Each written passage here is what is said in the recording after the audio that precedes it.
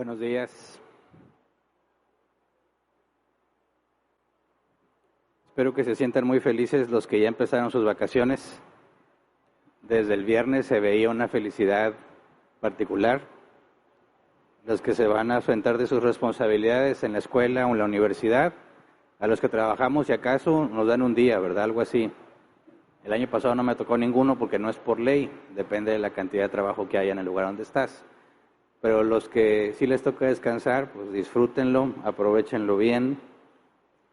A algunos sí les gusta tomar las vacaciones para descansar, otros, como es mi caso, luego necesitamos vacaciones de las vacaciones para poder descansar por todo lo que se hace en vacaciones.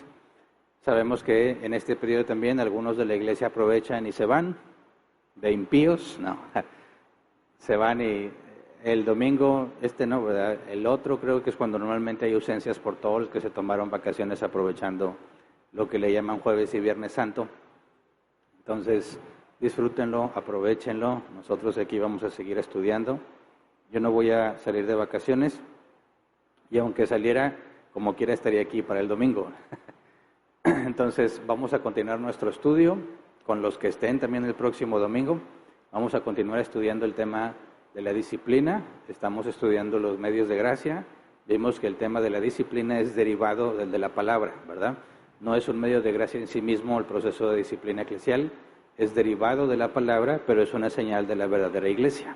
Aquellos que se consideran realmente una iglesia cristiana van a obedecer a Jesús en este tipo de situaciones porque nos da el procedimiento que debemos de seguir. La semana pasada estudiamos la cuarta parte del primer paso. Hoy vamos a estudiar la quinta parte, pero tiene que ver con la disciplina y avanzamos hacia el segundo paso, que es cuando hay que involucrar testigos.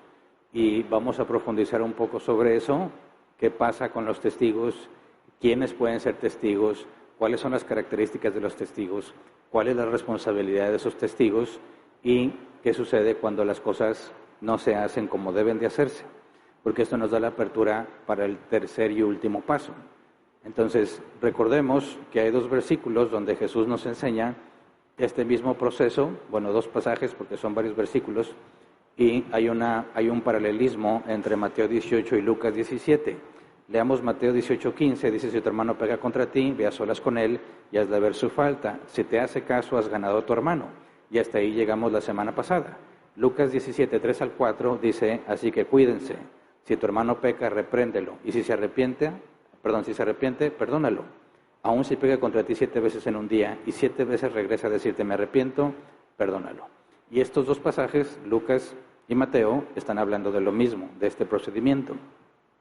Dice, si tu hermano peca, y es exactamente lo mismo que dice Mateo 18:15, ¿verdad? Si tu hermano peca, ve, y dice la Reina Valera 60, repréndele estando tú y él solos. En Lucas 17 dice, si tu hermano peca, repréndelo. En eso son igualitos. La reprensión, bueno, si tu hermano peca es el primer paso que dijimos, la primera parte del juicio. Tenemos que hacer un juicio justo, tenemos que determinar si el pecado es pecado. No podemos decir que es algo que no me gusta, algo que no me parece, tiene que tener fundamento bíblico. Para que sea pecado, tiene que estar fundamentado en la Escritura. Si no hay fundamento bíblico, no es pecado, es tu opinión. Y tu opinión es muy respetable, pero no nos basamos en las opiniones, sino en la comparación objetiva de lo que dice la Escritura, ¿verdad? Si la Escritura dice que hagas algo y no lo haces, es pecado. Si la Escritura prohíbe que hagas algo y tú lo haces, es pecado. Si la Escritura ni lo prohíbe ni lo ordena, entonces es adiáfora. Tenemos libertad para aplicarlo como mejor nos parezca, siempre y cuando armonice con la Escritura. Entonces, cuando hacemos el justo juicio, tenemos que decir, esto es lo que la Escritura dice y no lo estás cumpliendo. Eso implica que no es mi opinión, es un juicio basado en la evidencia de lo que la persona ha hecho, basado en lo que dice la palabra, para poder decir, entonces hay pecado.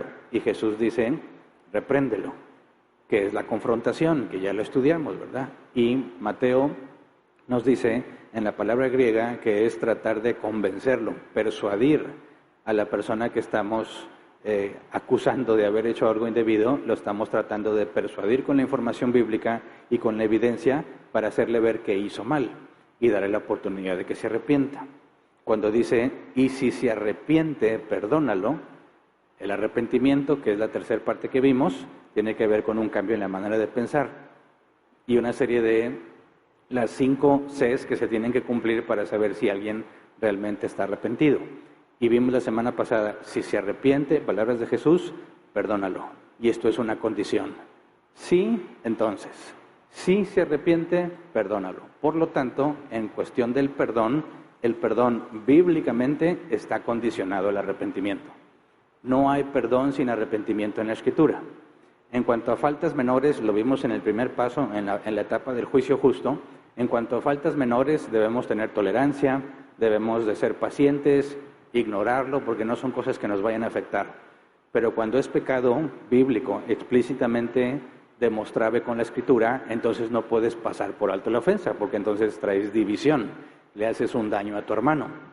Entonces, cuando hablamos de el perdón, estamos hablando de cosas que son demostrables por la Biblia, que es pecado, y si se arrepiente, si Dios le cambió su forma de pensar y hay evidencia de que ya no está haciendo lo que hacía, entonces Jesús nos da una orden, perdónalo.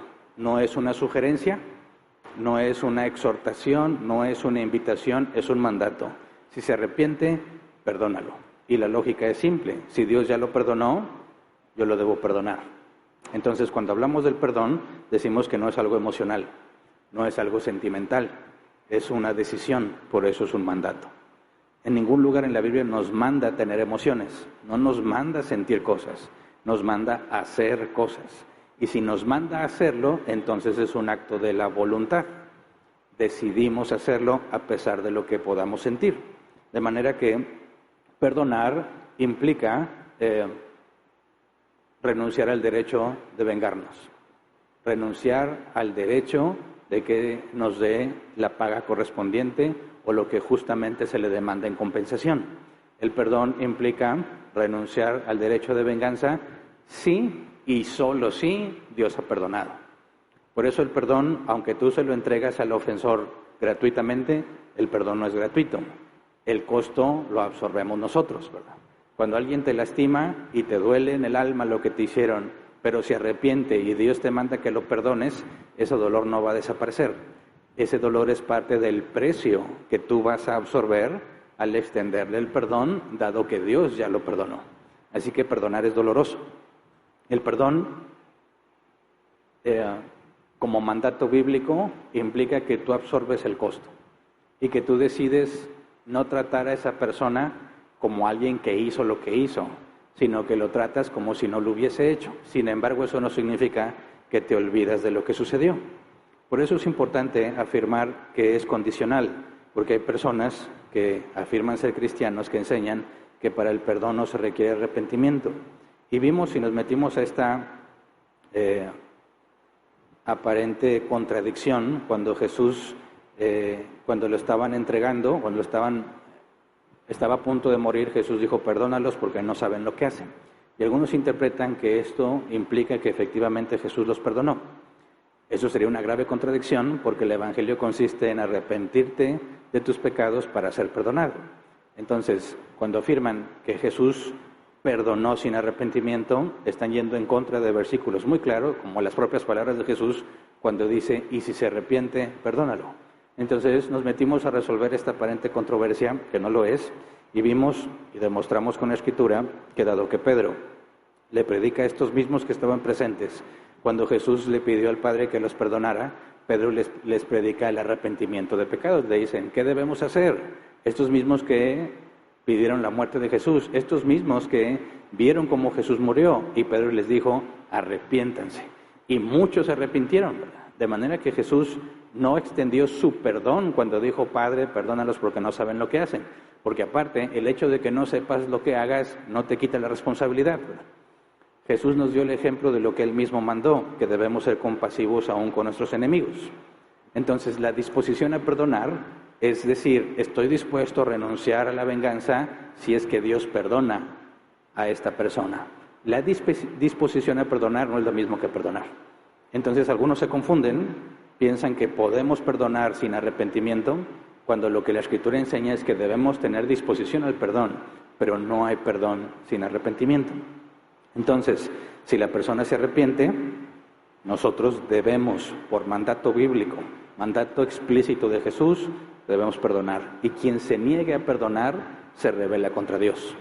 Y entonces el procesado debería ser el que se niega a perdonar, no el acusado.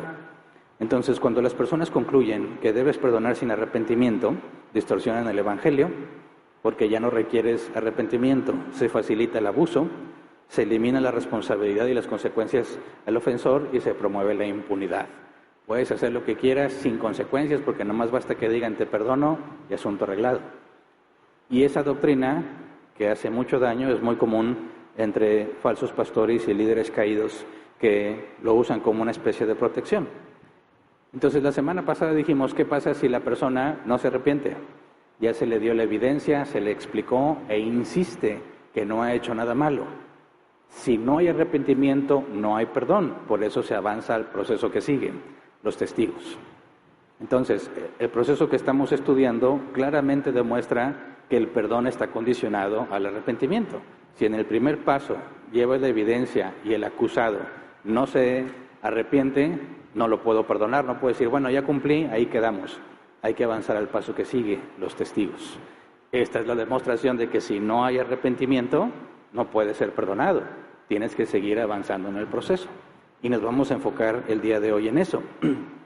¿Qué hacemos si después de confrontar en privado a nuestro hermano, asegura que no ha hecho nada malo? ¿Qué pasa si asegura que no ha hecho nada malo o sabe que hizo malo pero dice que no pasa nada? ¿Qué debemos hacer? Jesús lo dice directamente en Mateo 16:16. Pero antes de empezar a estudiar, vamos a orar así como estamos. Señor, te damos gracias por este día. Gracias porque podemos reunirnos con libertad a estudiar tu palabra. Gracias por la disposición que pones en nosotros para dejar de hacer cualquier otra cosa que podríamos estar haciendo y venir y sentarnos a analizar, a escudriñar, a procesar con nuestra mente tu palabra, pidiéndote que nos enseñes a ponerla en práctica. No queremos ser solo oidores, como dice tu palabra, queremos ser hacedores. Enséñanos, Padre, para que podamos ponerlo en práctica y a su vez podamos enseñárselo a otros. Te lo rogamos en el nombre de Jesús. Amén. Vamos a Mateo 18:16. Mateo 18:16, Jesús nos dice específicamente lo que debemos hacer cuando la persona en cuestión no reconoce su pecado. Dice, pero si no es porque dice, si te oye has ganado a tu hermano. Pero si no, lleva contigo a uno o dos más para que todo asunto se resuelva mediante el testimonio de 2 o 3 testigos.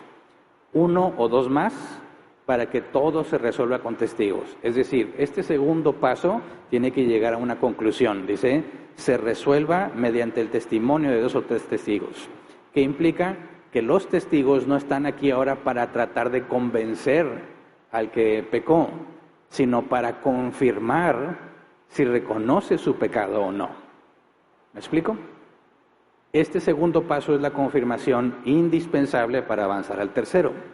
Es la segunda oportunidad que se le da a la persona que está obrando mal. Entonces, hay que notar también que sigue habiendo privacidad. Cuando tú ves que tu hermano peca, no le puedes decir a nadie más. Tú hablas con tu hermano, no reconoces su pecado, entonces tienes que conseguir testigos. Pero uno o dos más, ¿verdad? Porque debe de seguir manteniéndose la privacidad. Seguimos tratando de proteger a nuestro hermano en su falta. No queremos dañar su testimonio, no queremos manchar su reputación, porque puede que reconozca en esta etapa, se arrepienta y el asunto queda olvidado. Sigue habiendo un enfoque muy claro en proteger el testimonio de nuestro hermano. ¿Me explico? Esa es la intención que debe estar en la persona. Ahora, cuando tú vas a hablar con una persona, decirle que peca, tú estás haciendo algo que se llama acusación. Y vamos a entrar un poco más a este tema de la acusación, porque el segundo paso es la antesala a la acusación formal ante la iglesia. Pero desde el momento en que tú le dices a alguien que está mal, ya lo estás acusando. Acusación, Real Academia Española, señalar a alguien atribuyéndole la culpa de una falta, de un delito o de un hecho reprobable. Entonces, en el primer paso, cuando tú haces un juicio justo y le dices a tu hermano que está pecando, lo estás acusando. ¿Me explico? te estoy acusando de hacer esto que es indebido según la Escritura. El acusado reconoce o no reconoce. Debes tener mucho cuidado de no desprestigiar al acusado, ¿verdad? Y reconocer que se requiere mucha madurez para avanzar en el proceso. ¿Por qué? Porque empezamos a meternos en temas más complejos. No es un asunto nada más de que tú y yo platicamos y ahí quedó, ¿no? Ahora tienes que contárselo a otras personas. Y tiene que haber mucho cuidado en cómo le contamos el tema a otras personas para no dejar en mal a nuestro hermano, porque puede ser que aún se arrepienta. Entonces, cuando hablamos de los testigos, hay que razonarlo así. El esfuerzo es que esta persona deje de hacer lo que está haciendo. Yo ya hablé con él, insiste en que no hace nada malo o en que no va a dejar de hacerlo porque él no le ve problema. Entonces, yo tengo que involucrar a otras personas, explicarles lo que está pasando para que vengan a confirmar que si yo le doy la evidencia, esta persona no lo quiere reconocer. O por el contrario, con la presencia de testigos, entonces esta persona sea movida o presionada a reconocer. ¿Por qué hablo de presión? Porque no es lo mismo que vengan 2 o 3 a hablar contigo sobre algo que está pasando, porque sientes una presión mayor de decir, oye, quizás la persona que me vino a decir no es solo su imaginación, ¿verdad? Quizás sí tienen razón, y si mi intención es seguir a Cristo y obedecerlo, y veo que ya vienen 2 o 3 a hablar conmigo para demostrarme que lo que estoy haciendo está mal con la Escritura, eso debería hacerme pensar, quizás tienen razón. Este ya no es un asunto necesariamente personal, ¿verdad? Quizás sí tienen evidencia, y eso debería de abrirnos un poco más la mente para decir, bueno, voy a escucharlos. Quizás algo estoy haciendo mal y no me he dado cuenta, ¿verdad? Entonces, el empezar a formalizar este proceso, donde ya no es una plática entre dos, sino que ahora hay más personas involucradas, tenemos que tener en cuenta los siguientes puntos que son específicos. Hay 2 tipos de testigos. No es que la Biblia los clasifique, sino que los podemos deducir por el procedimiento. Los testigos del hecho y los testigos de proceso. El testigo del hecho es el que vio lo mismo que el que fue a acusarte. ¿Me explico? Oye, yo también lo vi. Yo soy testigo en el sentido de que presencié lo que sucedió. Pero no todos pueden ser testigos, porque si ese otro testigo también es de aquí de la congregación y también lo vio, ¿por qué no vino a decirme el otro testigo también, verdad? Porque él también tiene la responsabilidad de venir a hablar conmigo porque él me vio pecar. Entonces, puede ser raro que tú busques quién más lo vio y no hizo nada ese otro más que lo vio porque ya está mal. Si él me vio pecando, tuvo que haber venido a confrontarme por lo sucedido. Entonces, a veces es muy difícil encontrar que otro más haya visto lo que sucedió, y algunos piensan, entonces no tengo testigos.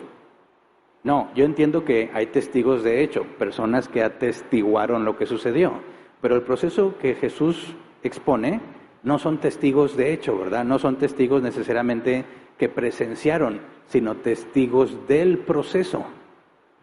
Y esto es una importante distinción, porque son personas que aunque no vieron lo que sucedió, tú los agregas para que entiendan lo que sucedió y juzguen si realmente se está haciendo algo malo o no. Entonces, como ellos no lo presenciaron, no pueden estar seguros de que realmente se hizo algo mal. Ellos van a tener que investigar, escuchar, preguntar para llegar a una conclusión. Entonces, ¿quiénes deberían ser testigos? Testigos de proceso. Porque los testigos de hecho, esos Dios ya los escogió, porque Dios te dejó que tú lo vieras, ¿verdad? Quizás hay personas pecando bien a gusto y ninguno nos hemos dado cuenta. Y cuando tú lo ves, Dios no te preguntó si querías ser testigo, ¿verdad? Él te eligió para ser testigo porque ya lo viste, testigo de hecho, y tú eres el primero que vas a tomar la iniciativa. Ahora, si lo vieron varios y esos varios estaban en el mismo lugar, ¿qué pasa? Eso lo vamos a ver al final en este día, ¿verdad? Al final vamos a enfocarnos en ese caso. Pero ahorita, ¿quién? Tú ya viste, ya hablaste con el hermano, ya lo acusaste, no lo reconoce, necesitas testigos. ¿Qué debes de buscar en una persona para ser testigo? Bueno, que sea maduro en las cosas de Dios. Por consecuencia, no puede ser un nuevo cristiano. La Biblia le llama neófito. No puede ser un neófito, no puede ser alguien que acaba de entrar al cristianismo porque no tiene el conocimiento ni la experiencia para saber cómo proceder. Tiene que tener conocimiento bíblico y buen juicio. Es decir, aunque hay muchos hermanos cristianos, no todos tienen conocimiento bíblico. Y lo digo para regañarlos, ¿verdad? Porque dice la Escritura que debiendo ser ya maestros, algunos son como niños. Todos debemos crecer en conocimiento bíblico, pero hay cristianos que no conocen mucho de la Biblia, aunque tienen muchos años en el Evangelio. Entonces, lamentablemente, cuando vas a buscar testigos, tienes que filtrar. No se trata de que haya estado aquí en la iglesia mucho tiempo, sino que realmente tiene conocimiento bíblico y buen juicio. Porque el conocimiento bíblico implica algo muy importante. No juzgas según las apariencias. Si tienes conocimiento bíblico, tus decisiones están basadas en ese conocimiento. Y eso es lo que buscamos, que este testigo juzgue si lo que sucedió efectivamente es pecado o no, para poder pedirle al que pecó que se arrepienta. Entonces, el buen juicio implica que va a juzgar no según quién es la persona, o qué tan cercano es a esa persona, o qué reputación tiene esa persona, no, sino según lo que dice la Biblia y los hechos que se presentaron. ¿Se entiende? Porque yo he escuchado a algunos que dicen, no, es que ese es un siervo de Dios, yo no puedo dudar de él. ¿Cómo? Eso no es un buen juicio, ni demuestra conocimiento bíblico. Porque si tuvieras el conocimiento bíblico, sabes que todos los hombres pecan. No hay ningún hombre perfecto, excepto uno, Jesús, ¿verdad? Pero no es hijo de Adán. Todos los hijos de Adán pecamos, y no importa cuántos años tengas en el Evangelio, qué tanto seas considerado una figura pública respetable. Hemos visto caídas estrepitosas de, entre comillas, héroes del cristianismo, ¿verdad? Personas que tienen organizaciones a nivel mundial y se invierten millones y millones son beneficiados y los ves caer drásticamente. Un buen juicio es saber que todos estamos expuestos a los mismos peligros y tentaciones y que no hay garantía de que no vamos a caer independientemente de cuánto tiempo tienes en el cristianismo o cuál sea tu reputación. Deben de ser imparciales. ¿Qué es ser imparcial? Que no va a agarrar parte de un lado o del otro. Por eso no pueden ser personas muy cercanas al acusado. No puede ser muy cercano al acusado porque a lo emocional le va a afectar. ¿Me explico? Cuando es muy cercano, es su mejor amigo, siempre están juntos y dice, quiero que venga ese testigo contra él, va a ser muy difícil que pueda ser imparcial por toda la cercanía, la amistad y las experiencias que haya tenido con esa persona. Y va a decir, yo no creo que haya hecho eso, porque lo conozco. Bueno, entonces ya no calificas para ser testigo, porque el testigo debe ser imparcial, debe estar dispuesto a escuchar a ambas partes y decidir sin importar la trayectoria de las personas. Entonces, teniendo eso en cuenta, que es maduro en las cosas de Dios, tiene conocimiento bíblico y buen juicio, es imparcial, nos queda uno, respetado por la iglesia. Que no todos deberíamos ser respetados por la iglesia, claro, todos merecemos respeto, pero me refiero a respetado por la iglesia esa que tiene una buena reputación, porque aunque todos somos ovejas, no todos son tan rebeldes ni cabezonas, ¿verdad? Hay cristianos muy respetables porque han sido intachables en su manera de servir, en su manera de comportarse, y hay otros que nomás dan problemas. Digo, son cristianos, pero siempre están metidos en dificultades, son conflictivos, son muy emocionales y hay que estar lidiando con correcciones, ajustes, etcétera, etcétera. Y aunque no negamos que sean cristianos, no es lo mismo que un cristiano que muestra madurez y tiene una trayectoria impecable en la iglesia, ¿verdad? Ahora, tiene que haber de esos en la iglesia, no me digas que ninguno cumple con eso. Por eso muchas veces en muchas iglesias bíblicas se recomienda que busques como testigo a alguien que tenga un cargo de liderazgo. ¿Por qué? Porque ese tiene un filtro mayor que los demás, ¿verdad? Para permanecer en un liderazgo tienes requisitos explícitos en la Biblia. Y eso facilita las cosas, pero no es un requisito bíblico que tenga que ser alguien en liderazgo. Pero tienes que tener cuidado de que cumpla con esas condiciones si lo que quieres es que realmente el proceso se haga como corresponde. ¿Cuál es la tarea de los testigos? Si no son del hecho, ¿verdad? No lo vieron, su tarea es escuchar, juzgar y concluir. Tú los invitas y les dices, mira, esto es lo que está sucediendo. Se trata de un pecado de esto. Esta es la persona que yo vi que lo hizo. Le tienes que explicar, yo ya hablé con esa persona, y tienes que explicarle la respuesta de esa persona. Se niega a reconocer que pecó, ya sea que niega el hecho o él afirma que lo que hizo no es pecado. Entonces, tú le das ese contexto hasta ahí, ¿verdad? No le puedes decir, mira, ahí te va toda la versión y todo lo que yo vi. No, estaba ahí, yo lo vi, sentí, Señor, pero ¿por qué? Y empiezan a echarle el chisme. Todo cómo se sintieron, qué ropa traía y que les dieron ganas de llorar y que no lo podían creer y que fue con la vecina y le dijo, es que me pasa esto. No, eso no, ¿por qué? Porque empiezas a manchar el proceso. Esta persona que va a venir como testigo, tú le informas a grandes rasgos de qué se trata y el testigo tiene que evaluar. Número 1, ¿el caso es legítimo? Es decir, ¿realmente lo que esta persona dice que inició el primer paso, ¿verdad? ¿Realmente es fundamento bíblico o no? Segundo, ¿vale la pena proceder? ¿A qué me refiero con vale la pena proceder? Quizás él se considera muy cercano al acusado y aunque diga, sí tiene un punto bíblico en lo que hizo en la acusación, quizás no es conveniente que yo esté involucrado porque soy muy cercano. ¿Me explico? El testigo tiene el derecho a decidir si procede o no procede con el objetivo de que el proceso se haga correctamente, ¿verdad? No con el objetivo de meterse ahí, como a algunos les encanta andar, dicen, ahí en la bola. Quieren saber qué pasó y quieren opinar. Tú cállate, nada que ver, ¿verdad? Se trata un proceso bíblico, hay que juzgarlo. No tienes nada más, estás ahí porque quieres estar enterado de lo que pasó. No, tú vas a ser invitado como juez. Tú vas a discernir entre lo que parece verdadero y lo que no es. Oye, esto parece verdad, todavía no tienes toda la evidencia, ¿verdad? Pero tú puedes decir, quizás esto no parece verdadero. Tú tienes que ir a determinar, en base a la evidencia, escuchar al que acusa, escuchar al acusado y llegar a una conclusión. ¿Se entiende? Ser testigo implica que tú te mantienes al margen de lo emocional. No se trata de cuánto dolió, si era esperado o no, se trata de los hechos y lo que dice la Escritura.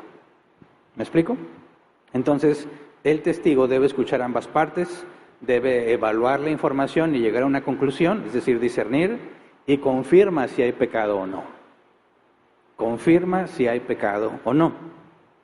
Lo que ellos juzguen deberá ser suficiente para determinar si se avanza en el proceso o no. ¿Se entiende? Ese segundo paso es para garantizar que no es un asunto, un pleito personal, ¿verdad? Por cuestiones no bíblicas o temas de adiáfora, sino que efectivamente es un tema de nivel primario. Es un tema que está claramente explícito en la Escritura y por lo tanto este hermano que está pecando tiene que ser amonestado por el bien de su alma, ¿verdad? Se sigue buscando el beneficio de esa persona. Entonces, cuando tienes a 2 o más hermanos maduros, bíblicos, respetados en la iglesia, y vienen a decirte que estás mal, deberías prestar atención. ¿Me explico? Deberías realmente escuchar sus argumentos, no cerrarte a que tú estás bien. Debes realmente buscar que con la información que te presentan, realmente la conclusión que afirman de que estás mal es válida. Porque muchas veces hacemos cosas sin mala intención, pero eso no significa que no está mal, ¿verdad? Podemos hacer cosas muy bien intencionados y esas cosas que hacemos están mal hechas. ¿Me explico? Hace poquito escuché un video donde era una crítica a muchas personas que van al psicólogo. Y es un psicólogo el que hizo el video. Decía, es una simulación, ¿verdad? Él está en su escritorio, llega una mujer y dice, vengo a que me ayude. Dice, ¿qué problema tiene usted, señora? Dice, el problema no soy yo, el problema es mi hijo. Ah, bueno, dígale a su hijo que venga. No, pero es que mi hijo no quiere venir. Bueno, entonces, ¿de qué se trata, señora? Es que mi hijo toma mucho. Ah, ok. ¿Y cómo le puedo yo ayudar a usted? El que necesita la ayuda es su hijo. Su hijo quiere seguir tomando y dice, sí, pero yo no quiero que tome. Ok, entonces le dice, yo no puedo hacer nada. Si usted no quiere que tome, pero él sí quiere tomar, con quien debería de hablar es con él y no con usted. Dices que él vive en mi casa y llega muy tarde porque está tomando. Y el psicólogo le dice, bueno, pues entonces no lo deje entrar. Si va a llegar tomado, no lo deje entrar. Le dice, ¿cómo no lo voy a dejar entrar si es mi hijo? Bueno, ¿usted quiere que siga tomando o no? No, yo no quiero que tome. Bueno, entonces si toma, no lo deje entrar y así va a aprender a que no debe de tomar. Dice, no, pero es mi hijo y yo no le puedo negar la entrada a su casa. Y así sigue el video, ¿verdad? Y la señora dice, es que también, pues es que cuando toma ya no le da el dinero al hijo que tiene con otra mujer. Y dice, ¿tiene hijos con otra mujer? Dice, sí, pero yo los mantengo, dice la señora. ¿Pero por qué usted los mantiene? Porque el muchacho se gasta todo en la bebida. Y la señora está buscando la forma de ayudar a su hijo, pero no quiere poner ningún límite porque es su hijo. Dices, ¿cómo le hacemos ahí? Me invitas a participar en un proceso donde dice que está mal, pero no es válido y no procede, porque aunque tú tienes todo el deseo de que el hijo deje de tomar, tú no haces la parte que te corresponde para que deje de tomar. Por eso el testigo puede decir, esto no procede. Porque lo que tú estás buscando, la solución no está aquí, el problema no es así, la situación es distinta y se debería de proceder de otra manera.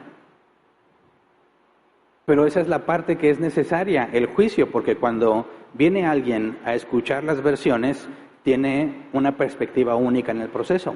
Como no estás metido en el asunto, tú tienes más claridad para ver qué cosas tienen sentido y qué cosas no tienen sentido, para poder determinar qué sí procede o no. Entonces, cuando Jesús nos dice, Mateo 18:16, dice, pero si no, lleva contigo uno o dos más, para que, entre comillas, todo asunto se resuelva mediante el testimonio de 2 o 3 testigos. Jesús está citando el Antiguo Testamento. Está diciéndonos que lo que el Antiguo Testamento decía con respecto a eso, aplica en esto. Vamos a Deuteronomio 19:15. Dice, un solo testigo no bastará para condenar a un hombre acusado de cometer algún crimen o delito.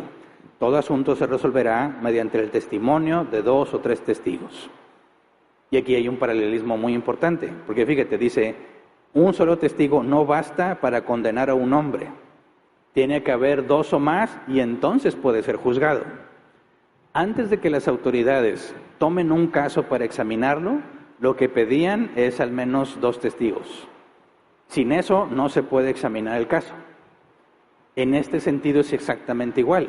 Si alguien va con su hermano y lo confronta por pecado y el hermano dice, no, yo no estoy pecando, estás entendiendo mal, o lo que estoy haciendo no es pecado.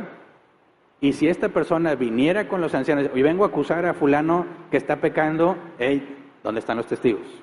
No, no hay testigos, no puede proceder tu caso. La iglesia no le va a dedicar tiempo a la acusación de una sola persona.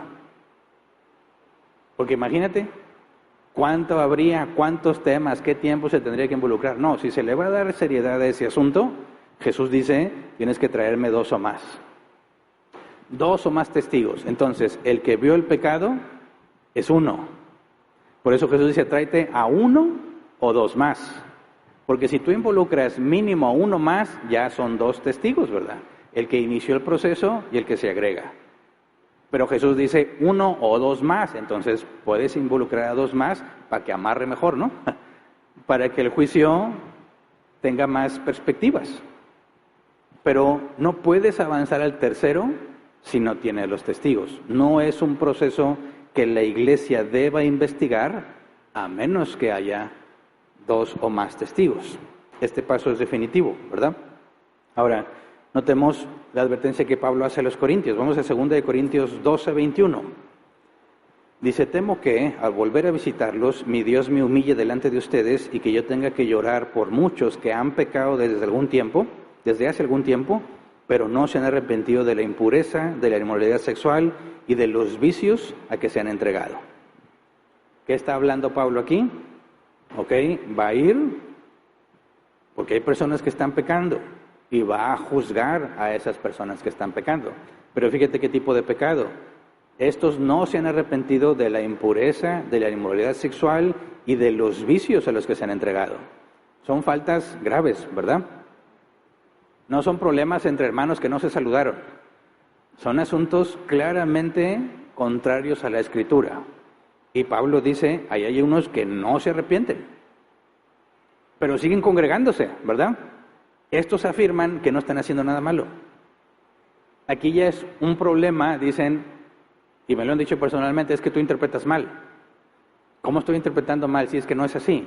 Y entonces ellos afirman que tienen otra interpretación que sí les permite hacer lo que están haciendo.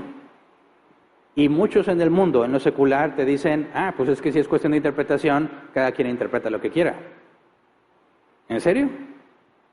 ¿Cómo le interpretas a un oficial de tránsito que rebasaste la zona escolar y te quiere multar y dice, esta es su interpretación, yo tengo la mía? ¿Valdrá tu argumento? No, si hay algo escrito, podemos deducir cuál es el espíritu de lo que está escrito. ¿Se acuerdan cuando estudiamos el tema de los 10 mandamientos? Está el mandato de la ley y el espíritu de la ley. El mandato de la ley, es decir, lo que la ley manda, tiene una intención. Eso es lo que se le llama espíritu. No que la ley esté viva o que anda ahí en la noche espiritual asustando a la gente. El espíritu de la ley es la intención. ¿Qué es lo que esa ley buscaba estorbar o buscaba impedir? Cuando el reglamento dice que no puedes rebasar los 30 kilómetros por hora en una zona escolar, ¿cuál es el espíritu de la ley? ¿De qué se trata? De que no haya niños atropellados, ¿verdad? Que no haya niños atropellados. ¿Por qué? Porque a más de 30 kilómetros por hora, el tiempo que un carro requiere para frenar es mayor y se puede salir de control. Si estás de los 30 kilómetros hacia abajo, el frenado es muy rápido, lo que podría evitar un accidente. Entonces, ¿cómo podrías convencer a alguien de que tus 50 kilómetros por hora realmente es cuestión de interpretación y la ley no se refiere a 30 kilómetros exactos, sino a otra cosa? No puedes. Tenemos la hermenéutica. La hermenéutica es la ciencia de la interpretación y no es un tema bíblico exclusivamente. Cualquier cosa escrita puede ser interpretada por medio de la hermenéutica. Y lo hemos estudiado aquí, ¿verdad? El contexto inmediato, el contexto de la carta, el contexto literario, el contexto cultural, para saber cómo lo vamos a aplicar aquí. Entonces, en esos temas donde dicen algunos, tú interpretas mal, tiene que haber un punto donde concluyamos cuál interpretación es la correcta, basada en lo que dice la Escritura. Y eso es lo que dice Pablo aquí. Dice, yo tenga que llorar por muchos que han pecado desde algún tiempo, pero no se han arrepentido. ¿Siguen estando en la iglesia? No se arrepienten de lo que hacen y afirman que lo que hacen no tiene ningún problema. Luego vamos al capítulo 13, versículo 1 al 2, dice, esta será la tercera vez que los visito. Todo asunto se resolverá mediante el testimonio de 2 o 3 testigos. Cuando estuve con ustedes por segunda vez les advertí y ahora que estoy ausente se lo repito. Cuando vuelva a verlos no seré indulgente con los que antes pecaron ni con ningún otro. Y aquí está la aplicación. Pablo va a ir como apóstol, ¿verdad? Y no dijo, como yo soy el apóstol, yo decido. No, todo se resolverá mediante 2 o 3 testigos. Aún el apóstol Pablo, con la autoridad apostólica que tenía, se sujetaba al mandato de Cristo. Todo se resolverá mediante el testimonio de 2 o 3 testigos. Así que nadie está por encima de este proceso. Nadie. Todos estamos sujetos al testimonio de 2 o más testigos. Entonces, este segundo paso es una advertencia al que está pecando. ¿Reconoces tu error ahora? ¿O esto deja de ser privado y se va al ámbito público al decirlo a la iglesia? ¿Por qué? Ya nos han dicho, ¿por qué lo quieren hacer público? Déjalo privado. Luego la gente va a hablar mal del Evangelio. ¿La gente va a hablar mal del Evangelio cuando se enteran que un cristiano hace algo indebido? Sí, es inevitable, ¿verdad? De hecho, hay personas que les da mucho gusto escuchar cuando los cristianos, caen y hacen cosas totalmente incorrectas. Les da gusto. Y nos han dicho, bueno, ustedes hacen que esas personas estén felices porque ya se enteraron de que cayeron. Y no lo negamos. Claro que se van a enterar. El punto es aclarar que nosotros no somos cómplices. ¿Me explico? El punto es aclarar, es que nos damos cuenta y no somos partícipes. Y condenamos lo que sucedió. Y la persona será excomunicada si no se arrepiente. Porque es imposible evitar que el mundo se dé cuenta cuando los cristianos pecan. Pero sí tenemos la responsabilidad de aclarar que no ocultamos el pecado, ni lo disfrazamos, sino que lo exponemos y lo confrontamos. Para salvar la reputación del Evangelio de Jesucristo. ¿Me explico? Hay un dicho muy común entre los no creyentes, los cristianos son unos hipócritas. Y es verdad.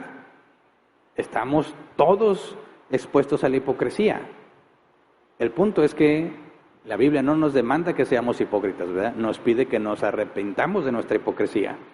Y cuando hay un cristiano hipócrita que es muy, ¿cómo decirlo?, se la da de muy santo y elevado y su vida es un mugrero y sale a la luz y el mundo se regocija cuando ese tipo de cosas pasan, nosotros lo exponemos y decimos, sí, no sabíamos, ahora sabemos, y como sabemos, no somos parte de esto.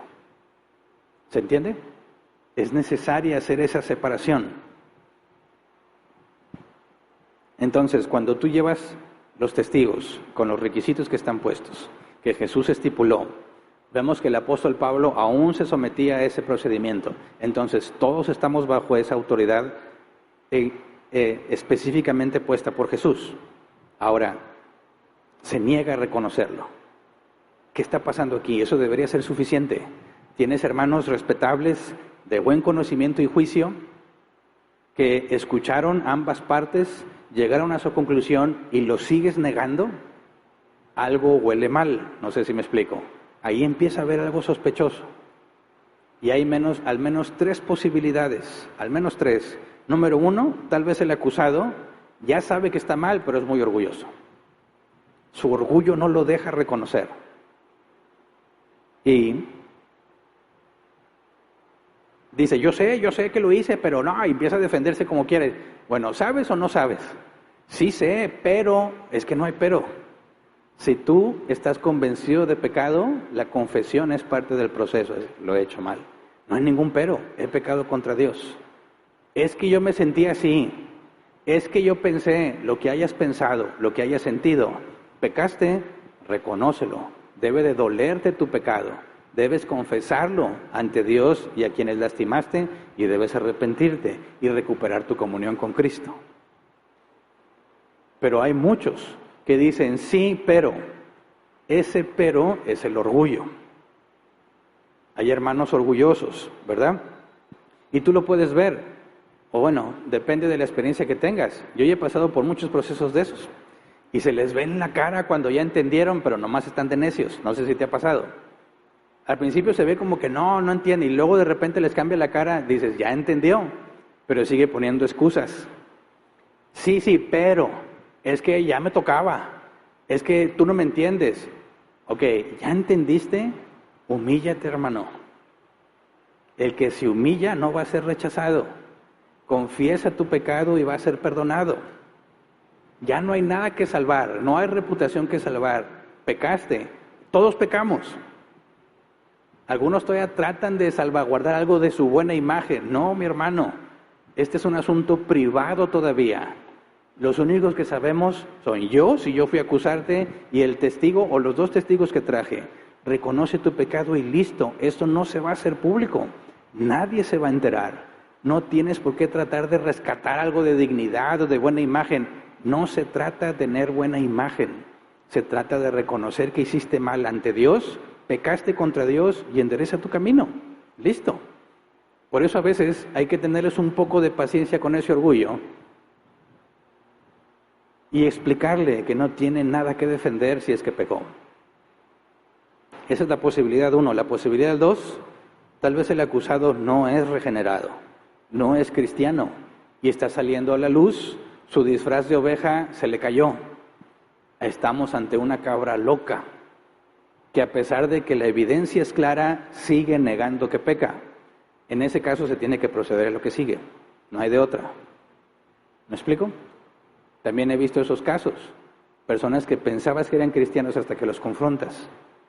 Y entonces te das cuenta que no era lo que pensábamos. Ya salió a la luz y por eso hay que avanzar al siguiente paso. Pero hay una tercera posibilidad. Yo dije 3 mínimo, quizás hay más, pero no las he experimentado y no las he visto. Pero esta sí, la tercera posibilidad es un testigo falso. Un testigo falso. ¿Qué es un testigo falso? El que inicia el proceso no tiene argumentos bíblicos realmente. Habla desde la emoción, habla desde su percepción, pero no desde la escritura. ¿Me explico? En este caso, cuando hay un testigo falso, puede ser que sea un error sincero o una mala intención. Un error sincero, que alguien nos acuse de comer cerdo. Ustedes vi que sabroso se comieron las carnitas ayer en mesa del Señor. Y vengo a acusar que es pecado porque la Biblia dice que es un animal impuro y que no debes de comer cerdo. Ok, quizás lo dice honestamente, ¿verdad? Quizás él dijo, ahí está la Escritura. Y yo leí clarito en el Antiguo Testamento que ese es un animal impuro y no lo puedes comer. Sí, mi hermano, pero ya no estamos bajo esa ley, ¿verdad? Y hay que explicarle.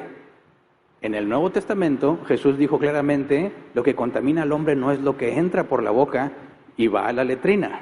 Lo que contamina al hombre es lo que sale del corazón, la mente. De ahí sale los engaños, las traiciones, eso es lo que contamina. Y Jesús declaró limpios todos los alimentos. Bueno, este testigo que está acusando falsamente cometió un error sincero, porque efectivamente no entendía que ya se puede comer cerdo. ¿Se entiende? Ese es un error sincero. Y los testigos, cuando escuchan ese argumento, van a hacer la corrección. Mi hermano, no hay nada de qué arrepentirse porque eso no es pecado. Te puedes comer las carnitas bien grasosas y deliciosas sin problema.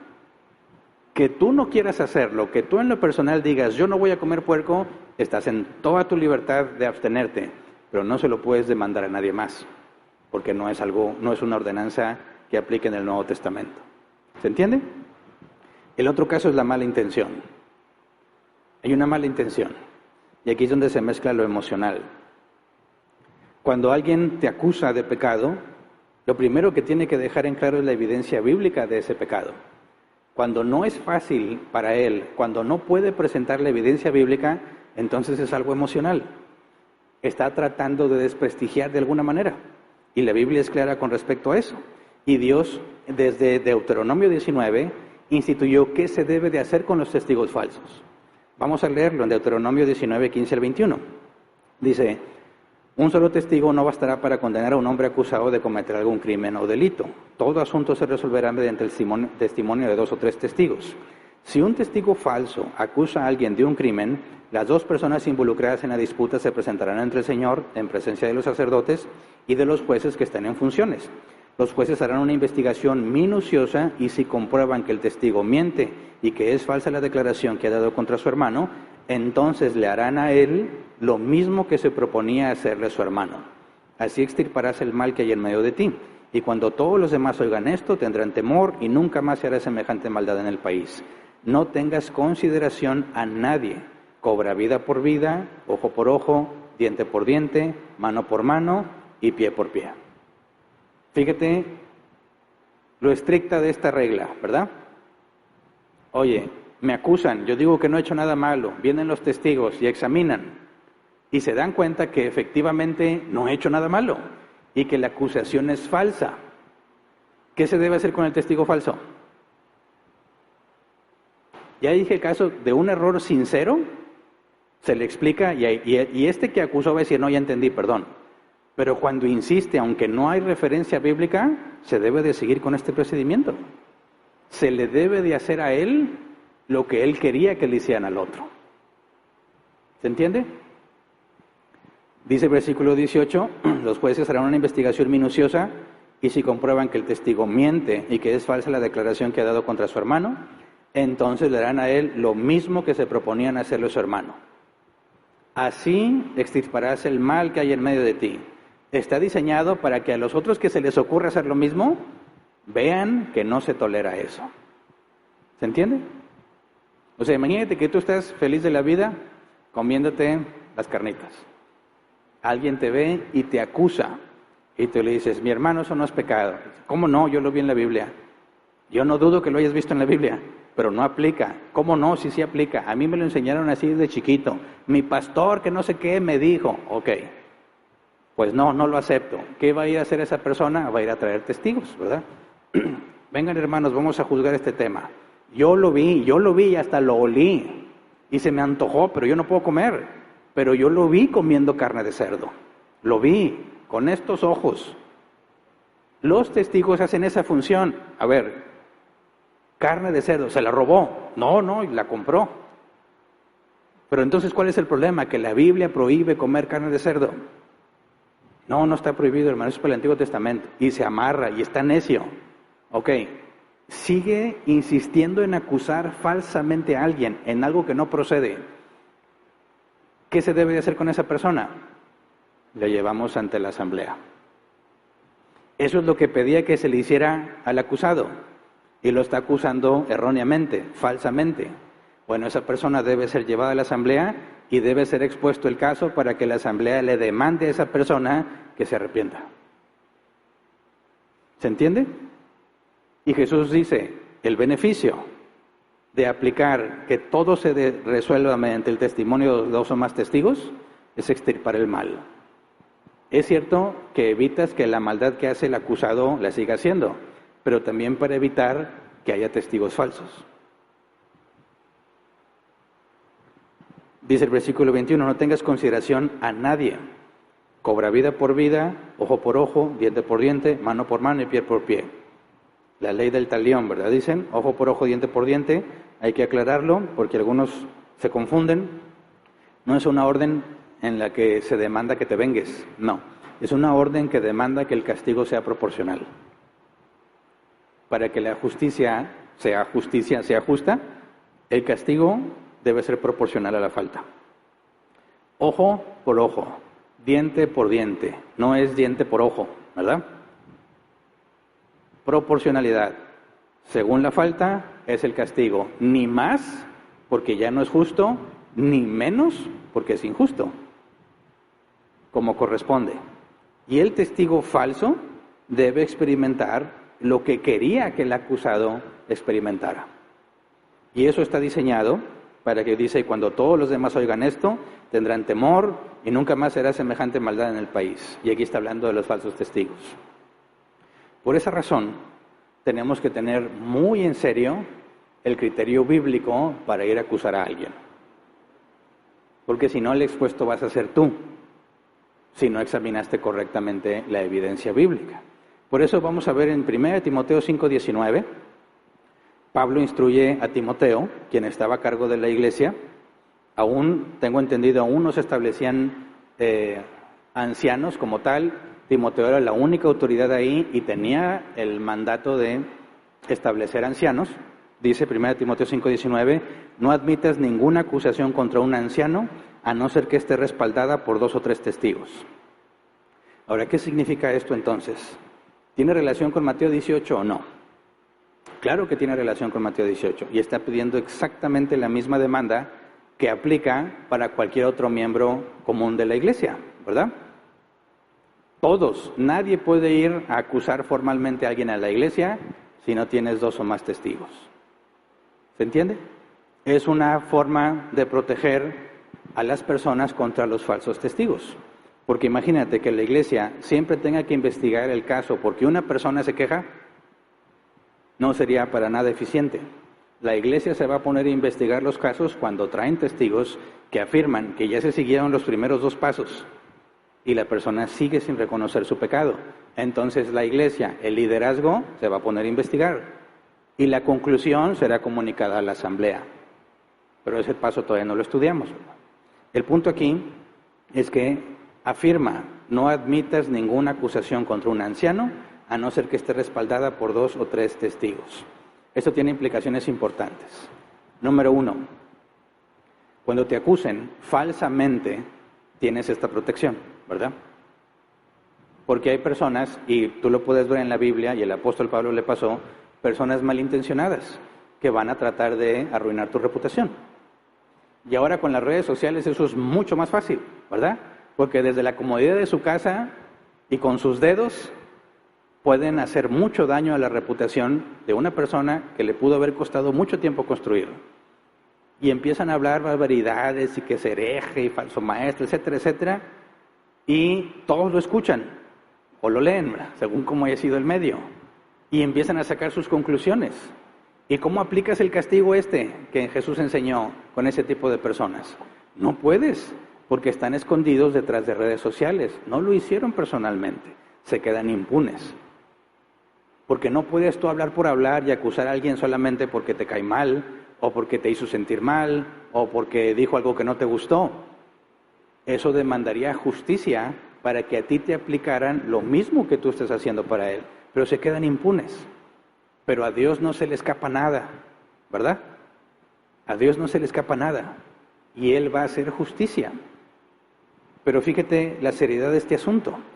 Si alguien dijera, oye, vengo a acusarte, y el ejemplo de las carnitas o cualquier otro, si mi hermano, estás interpretando mal la Biblia, o ¿dónde está la evidencia bíblica?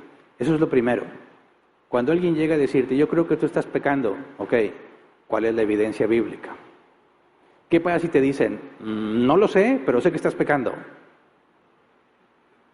¿Cómo procedes? Número 1, ¿cómo me acusas si no sabes la evidencia bíblica? ¿Cómo llegaste a la conclusión de que pequé si no tienes la evidencia bíblica?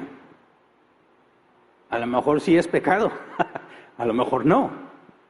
Pero fíjate qué clase de persona tiene el valor de ir a decirte que estás pecando sin poder saber qué parte de la Biblia es la que no estás cumpliendo. Eso te dice mucho de esa persona, ¿verdad? Lo más probable es que es una persona impulsiva, que se emocionó, se enojó, algo, y así por emoción fue a acusarte. No, no se acepta una acusación de esa manera. Tienes que tener la evidencia bíblica, ¿verdad? Oye, es que no necesito la evidencia bíblica. Bueno, hermano, te voy a dar el beneficio de la duda. El hecho de que no tenga evidencia bíblica no garantiza que no estoy pecando, ¿verdad? Quizás sí la hay. Bueno, búscala. No necesito buscarla. Bueno, hermano, consíguete los testigos. ¿Con qué esperanza decimos eso? Que vaya a buscar personas maduras, con conocimiento bíblico y buen juicio, y al analizar el caso ellos podrían decir, no procede, porque no hay evidencia bíblica que confirme que está haciendo algo malo, o porque estás malinterpretando la Escritura, ¿verdad?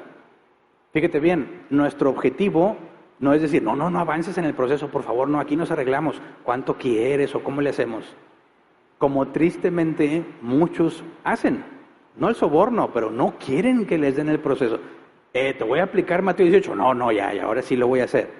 A ver, como que hay un miedo a que alguien te aplique Mateo 18, el que nada debe, nada teme. Y es más, yo creo que entre todos ustedes, al que más se lo han querido aplicar es a mí. Por eso les hablo desde la experiencia. No trates de impedir que el proceso avance. Déjalo que avance, porque va a salir a la luz si lo está haciendo bien o lo está haciendo mal. Quizás el equivocado eres tú y no te has dado cuenta. Digo, ¿quién de aquí es omnisciente? Nadie. Todos somos expuestos a la tentación, todos podemos pecar, ok. Quizás sí he pecado y no me he dado cuenta. Y no puedo descartar que tal vez mi hermano está siendo usado por Dios para venir a confrontarme. Lo más sabio que puedo hacer es dejar que avance el proceso. ¿Me entienden, hermanos? No le tengas miedo a eso. Porque ya los he escuchado entre juego y juego, ¿verdad? También dicen que entre broma y broma la verdad se asoma. Te voy a aplicar la disciplina y le voy a decir al pastor, no, a mí no me puedes decir nada porque yo soy anciano. Y yo soy hasta el tercer paso, ¿verdad? Tú vas y hablas con tu hermano. Oye, ¿qué pasa si vienen y me dicen? Escucha sus razones. Escucha la evidencia bíblica. Determina si efectivamente estás pecando o no. No pasa nada. Es un asunto privado. A mí me tocó una vez todavía que, tu evidencia bíblica, pues no la tengo, pero la voy a conseguir. Bueno, consíguela. No. Tú no me vas a decir lo que yo tengo que hacer. Ok, no soy yo, es la Biblia, ¿verdad? Es la Biblia la que dice el procedimiento. Consigue tus testigos. No necesito testigos. No los necesito. Yo sé bien lo que pasó. Ok, ¿qué te dice? ¿Qué puedes deducir de esa persona? ¿Está buscando que tú seas restaurado? No. ¿Por qué? ¿No me trae la evidencia? ¿No quiere traer testigos? Está decidido a que yo comparezca ante la asamblea, ¿verdad? De alguna manera eso me podría perjudicar, mi reputación o no sé, ¿verdad? Entonces, no tiene la evidencia bíblica, pero asegura que pecaste. Búscala, no la necesito. Trae los testigos, o sea, avanza en el proceso. Tampoco necesito testigos. ¿Qué hacemos? Vamos a la asamblea entonces. Vamos a la asamblea. Y es aquí donde se detienen. No. Pues no estás muy seguro. Sí, tú estás pecando. Vamos a la asamblea. Si no quieres traerme la evidencia bíblica, no quieres traer testigos, Vamos directo a la asamblea. Hablas a la asamblea y das todas tus referencias de cómo es que estoy pecando y yo me defiendo. Y que la asamblea decida. Y hasta ahí llegan, ya no quieren ir. No. No todo va a ser como tú dices, me dicen. Es que no se me ocurrió a mí, créeme. Lee la Biblia, Mateo 18, 15 al 17, ahí está el proceso. No lo inventé yo. Y me han dicho esto, es que tú engañas a la gente y eres muy hábil para engañarlos. Bueno, por eso, vamos a la asamblea, no es que tú los engañas a todos. Bueno, háblales tú, explícales, yo no me voy a defender. No, y una vez me dijo una persona, no, porque hasta a mí me vas a engañar. Entonces, ¿qué hacemos? ¿No les importa el proceso bíblico? ¿Tú crees que están buscando mi restauración? No, son falsos testigos que buscan de alguna manera dañar o arruinar o afectar algo. ¿Y cuál debería ser el deber ser? Ellos deben de ser llevados hasta la asamblea y ser confrontados por lo que están haciendo. Pero ¿sabes lo que han hecho cuando les decimos, vamos a hablar y vas a hablar ante la asamblea? Se van de la iglesia. Pero afirman que son cristianos. ¿Les creemos? ¿Cómo? ¿Cómo les vamos a creer? Por eso es importante entender que el problema no es que te acusen, el problema es que la acusación sea verdad. Y si es verdad, tienes toda la oportunidad de decir, perdón, no lo veía, ahora lo veo, perdón. ¿En qué te puede afectar eso? Todo lo contrario, eso te ayudaría a seguir avanzando en el proceso de santidad, que es lo que queremos, ¿no? Y si te están acusando falsamente, bueno, que vengan los testigos, que vengan esas personas maduras, con conocimiento bíblico y buen juicio, y aclaren que esto está mal. ¿Me explico? Y si presentan los testigos y afirman que ellos están bien y tú sigues negándolo, entonces avanzamos al tercer paso, donde se va a tener que exponer ante la asamblea. ¿Se entiende? Sigue siendo un procedimiento que busca proteger la reputación de los hermanos. Aún no es expuesto nada al público. Sigue siendo solamente el que te vio pecar o el que asegura que pecaste y uno o dos más testigos son los únicos que lo saben. Ok, pero ¿qué pasa si son más las personas que lo saben? Si hay múltiples testigos que te vieron, bueno, entonces el primer paso ya no tiene sentido. Veamos ese ejemplo en Gálatas 2, 4 al 16. Dice, el problema era que algunos falsos hermanos se habían infiltrado entre nosotros para coartar la libertad que tenemos en Cristo Jesús a fin de esclavizarnos. Ni por un momento accedimos a someternos a ellos, pues queríamos que se preservara entre ustedes la integridad del Evangelio. En cuanto a los que eran reconocidos como personas importantes, aunque no me interesa lo que fueran, porque Dios no juzga por las apariencias, esos tales no me impusieron nada nuevo. Al contrario, reconocieron que a mí se me había encomendado predicar el Evangelio a los gentiles, de la misma manera que se le había encomendado a Pedro predicar a los judíos. El mismo Dios que facultó a Pedro como apóstol de los judíos, me facultó también a mí como apóstol de los gentiles. En efecto, Jacobo, Pedro y Juan, que eran considerados columnas, al reconocer la gracia que yo había recibido, nos dieron la mano a Bernabé y a mí, en señal de compañerismo, de modo que nosotros fuéramos a los gentiles y ellos a los judíos. Versículo 10. Solo nos pidieron que nos acordáramos de los pobres, y eso es precisamente lo que he venido haciendo con esmero. Pues bien, cuando Pedro fue a Antioquía, le eché en cara su comportamiento condenable. Antes que llegaran algunos de parte de Jacobo, Pedro solía comer con los gentiles, pero cuando aquellos llegaron, comenzó a retraerse y a separarse de los gentiles por temor a los partidarios de la circuncisión. Entonces los demás judíos se unieron a Pedro en su hipocresía. Hasta el mismo Bernabé se dejó arrastrar por esa conducta hipócrita. Cuando vi que no actuaban rectamente como corresponde a la integridad del Evangelio, le dije a Pedro delante de todos, si tú, que eres judío, vives como si no lo fueras, ¿por qué obligas a los gentiles a practicar el judaísmo? Nosotros somos judíos de nacimiento y no pecadores paganos. Sin embargo, al reconocer que nadie es justificado por las obras que demanda la ley, sino por la fe en Jesucristo, también nosotros hemos puesto nuestra fe en Cristo Jesús para ser justificados por la fe en Él y no por las obras de la ley, porque por estas nadie será justificado. ¿Te imaginas la situación? Pedro es acusado ahí con todos los presentes de ser un hipócrita. y lo pone por nombre. Y a Bernabé, compañero de muchos viajes de Pablo, también Pablo le está diciendo que es un hipócrita. Y lo dejaron escrito para que todos se den cuenta. Y hasta la fecha nosotros, siglos después, seguimos enterándonos de la hipocresía de Pedro y la hipocresía de Bernabé. ¿No te parece que es demasiado? Oye, Pablo, ¿por qué no dejaste el asunto ahí nada más? ¿Para qué quemar al Pedro, pobre Pedro? ¿Para qué quemar a Bernabé? ¿Por qué no siguió el primer paso? ¿Por qué no dijo, a ver, Pedrito, Bernabé, vengan hermanitos, mire aquí en secreto, para que la reputación de ustedes no se dañe? ¿Está mal eso que están haciendo? ¿Por qué no procedió así? Porque todos estaban siendo testigos de la hipocresía. No puedes, ya no hay una privacidad en ese asunto, no la hay, porque lo que hicieron fue delante de todos. Y hay un riesgo enorme. Pedro, haciendo algo equivocado, puede llevar a pensar a otros que porque Pedro lo hace, ellos también. Lo mismo con Bernabé. Por eso se demanda que sí se busca la privacidad para que la imagen del hermano no sea perjudicada por si se arrepiente. Pero si se hizo delante de otras personas, ya estás en el segundo paso, ya son testigos de hecho. Y no puedes dejarlo pasar porque pueden quedar confundidos o ser engañados los que presenciaron lo que sucedió. Entonces se expone en el momento. Eso está mal. Oye, ¿pero no crees que Pedro se sintió mal?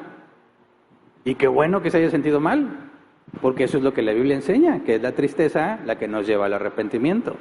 ¿Y no crees que le dio vergüencita a Bernabé? Claro, imagínate, ahí se arreglaron y Pedro y Bernabé dijeron, no, sí, nos equivocamos. Y dice Pablo, no te preocupes, lo voy a dejar, pero bien escrito, que a nadie se le olvide lo que hicieron. Si tú fueras Pedro, ¿no te quejarías?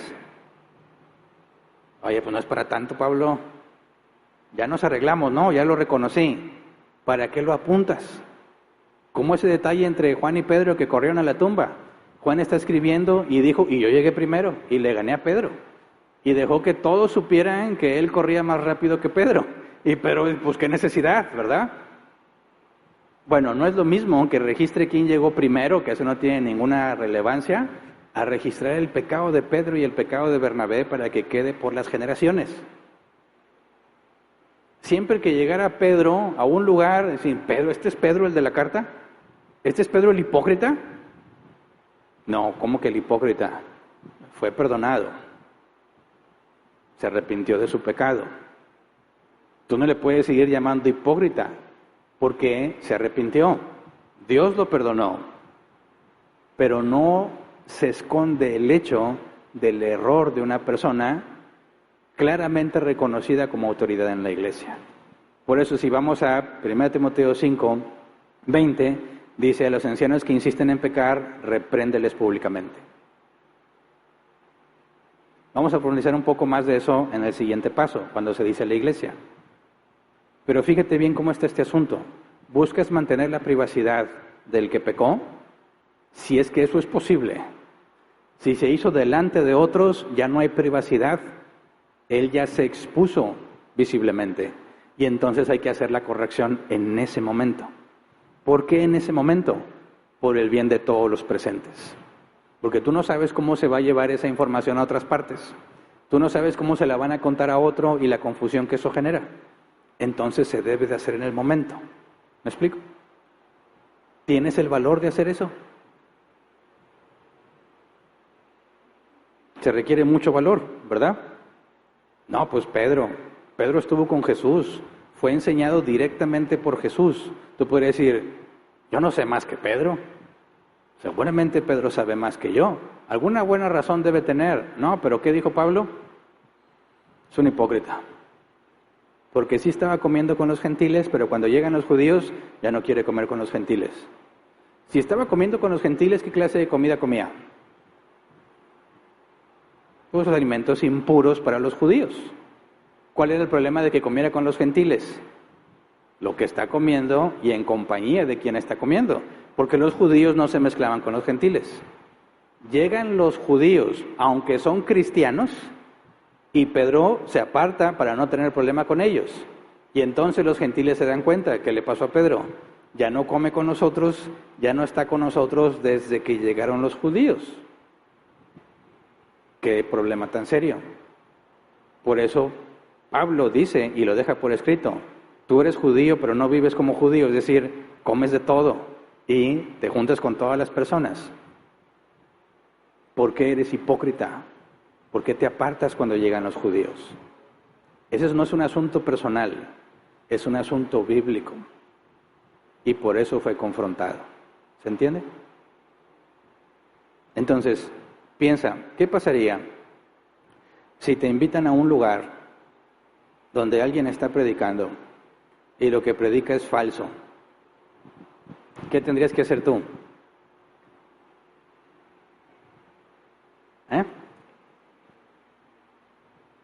¿Lo voy a manejar en privado?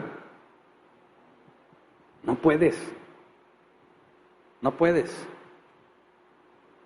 Eso no significa que si te invitan a un bautismo de nuestros amigos católicos romanos, vas a estar corrigiendo al sacerdote. No. Esto es intracristianos, ¿verdad? Porque si no, imagínate, vas por la calle, tú estás mal y tú estás mal y tú también. No, ese no es el llamado. Entre cristianos que afirmamos estar en la verdad bíblica, no puedes dejar que eso pase. Ahora, ¿qué me dices de las redes sociales? En aquel entonces no había redes sociales. Los testigos eran la única evidencia de que alguien había hecho algo. ¿Qué tal si me traen una impresión de pantalla con algo que se publicó? ¿Cuenta o no cuenta? Es decir, ¿y cuáles son los testigos? Todos los que vieron la publicación. ¿O no? ¿Sí o no? Sí. No, pero es que nadie vio, pero está en las redes sociales. Y mucha gente vio lo que está en las redes sociales. ¿Cuenta como testimonio o no cuenta? A ver, muéstrame la foto. Está editada porque con la IA ya no se sabe, ¿verdad? Es más, aquí tengo un video de Hernán haciendo herejías. Puede ser la IA. Es bien fácil ahorita meter la voz de otras personas. Y ya me di cuenta. En un proyecto que teníamos nos pidieron de una persona en un liderazgo en una empresa, nos dijeron, por favor hagan este procedimiento y que al final se haga la foto de esta persona diciendo que el proceso fue correcto. Y no me dieron foto de la persona. Ah, bueno, no hay problema. Hacemos la foto. Busqué en internet a esa persona, encontré una foto X y luego le dije a ChatGPT, hazme la foto de un ejecutivo bien vestido. Me la hizo, dile que así que está haciendo like, diciendo que el proceso es correcto. Me la entregó, muy buena calidad. Le dije, ahora toma la cara de esta persona y pónsela a este personaje. Y lo hizo, y lo presenté y nadie se dio cuenta que era ella. Y lo podemos hacer decir lo que queramos, ¿verdad? Ya me tocó también, nos pidieron un video para una capacitación. Dijimos, no, aquí todos estamos muy feos para salir en el video capacitando a la gente. Inteligencia artificial, tú escoges el personaje, este es el script, y ahí lo tienes diciendo lo que tú quieras. Entonces, ¿cualquier impresión de pantalla cuenta como evidencia? No.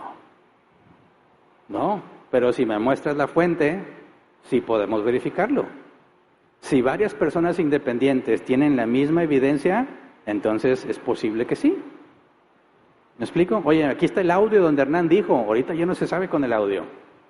Hay que indagar un poco más, pero también puede servir como evidencia porque eso se mueve en todas partes. ¿Verdad? Entonces, lo que pongas o lo que escribas en las redes sociales cuenta como una falta, aunque no lo hayas dicho verbalmente. Claro, no lo dijiste con la boca, pero lo dijiste con los dedos. Te responsabilizas de lo que hiciste.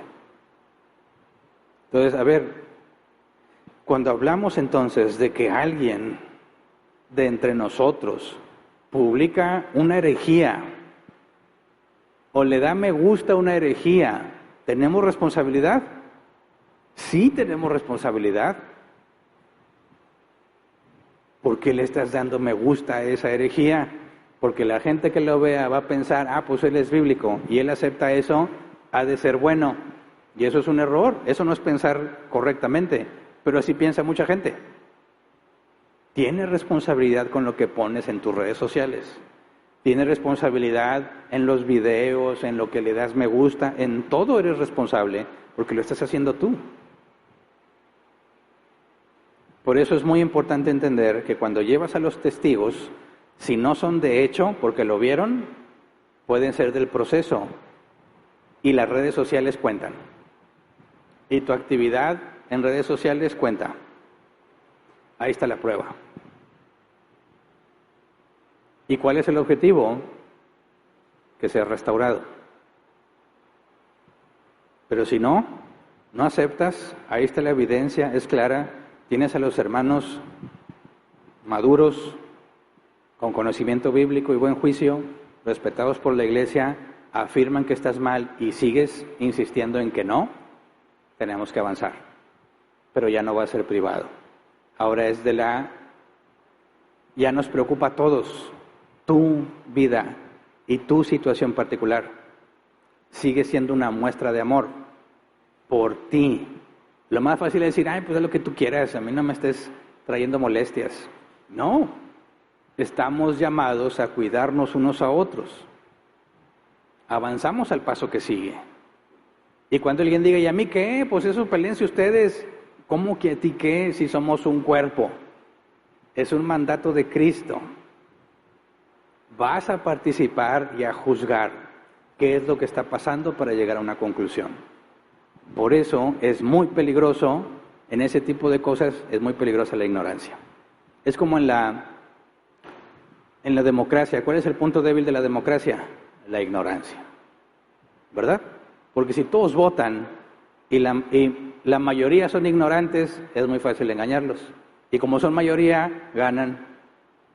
¿Verdad? Por eso cuidado, porque a quienes les interesa que estés muy ignorante. Tienes que entender, tienes que saber, porque tienes una responsabilidad. Cuando la asamblea es convocada, tú vas a tomar parte en esa decisión. Y esa decisión es muy importante a los ojos de Dios, porque se trata sobre la iglesia de Jesucristo. Es la novia de Cristo la que estamos tratando de cuidar y proteger. Entonces, hasta este punto, el segundo paso, traigo los testigos. Si reconoce, asunto arreglado. No se habla más del tema. Está la evidencia, ya. No se sigue más el proceso, eso lo perdonamos porque hay evidencia de arrepentimiento. Y los únicos que se enteraron fueron 2 o 3 personas. Se hizo en público, lo siento, entonces se tiene que confrontar ahí mismo. ¿Va a generar problema? Sí. ¿Va a hacer que la gente se sienta mal, incómoda? Sí.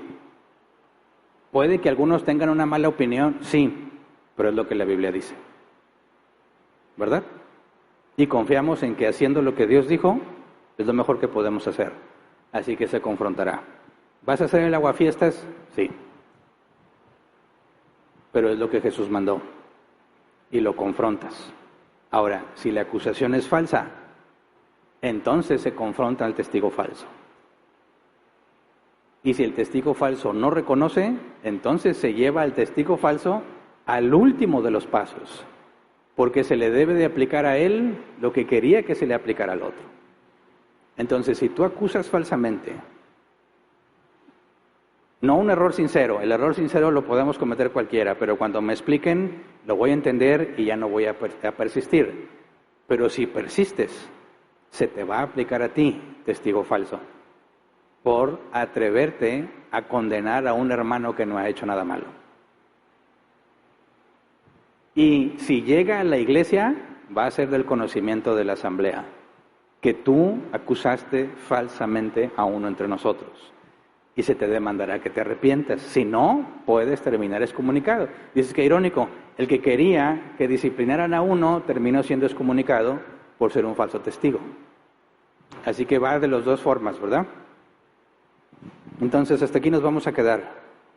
Si Pablo hubiese esperado el momento preciso para hablar a solas con Pedro, ni tú ni yo tendríamos el beneficio de aprender lo que estamos aprendiendo con lo que él dejó escrito.